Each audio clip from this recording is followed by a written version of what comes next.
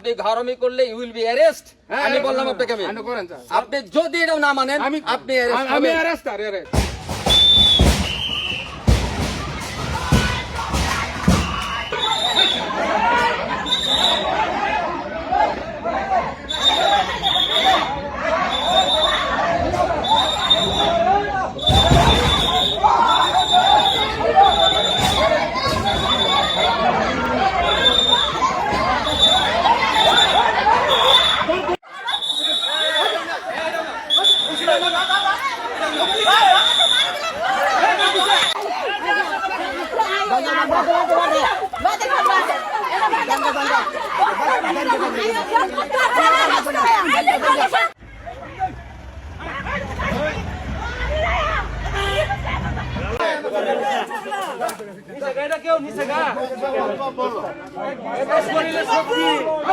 সিভিলের order নিয়ে আসেন আমাকে দেখান। সিভিল বলছে আমি তো মামলা করছি সিভিলের অর্ডার দেখেন আপনি। আমি কেন অর্ডার দেব?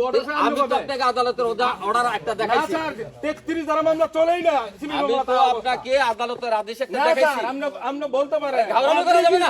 এই সামনে আসেন। ঘাড়মি করা যাবে না। করছি না স্যার। ঘাড়মি করা যাবে না। আদেশ দিবেন। ঘাড়মি করা যাবে না। মামলা করছি আমরা। এখানে আসছি আদালতের আদেশ বাস্তবায়ন করার জন্য। আপনি ঘাড়মি করলে ইউ উইল বি অ্যারেস্ট।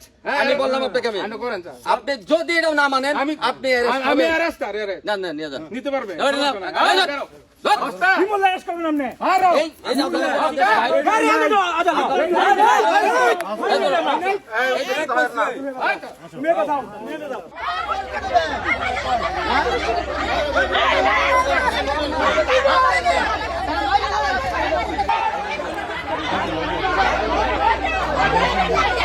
ষাট বছরের অধিক কাল সময় হতে চলাচল করে আসছে। দ্বিতীয় পক্ষগণ গত 20/5/2025 তারিখ রাস্তার ইট উপড়ে ফেলে রাস্তার মাঝখানে গর্ত করে চলাচলে বিঘ্ন সৃষ্টি সহ সর্বদাই হুমকি প্রদান করছে।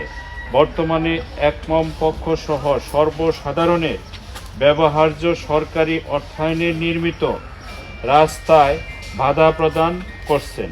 এই পর্যায়ে নালিশি ভূমিতে গত 24/8/2025 তারিখ ফৌজদারি কার্যবিধির 1898 এর 133 দ্বারা প্রদত্ত প্রসিডিং আদেশ চূড়ান্ত করত রাস্তার প্রতিবন্ধকতা দূরীকরণের সংশ্লিষ্টদের নির্দেশ প্রদানের জন্য প্রার্থনা করেন। বুঝতে পারছেন?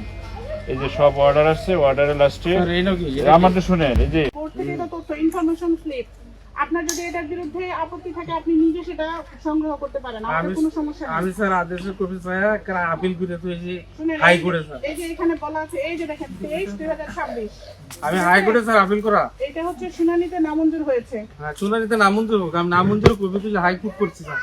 হাই কোর্টে মামলা দেওয়া হাইকোর্ট তো এখন আমাকে কোনো স্থগিতাদেশ দেয় না। দেয় না কেন? স্যার এটা কতদিনের ভিতরে দিবে? এটা আপনার জানা নাই।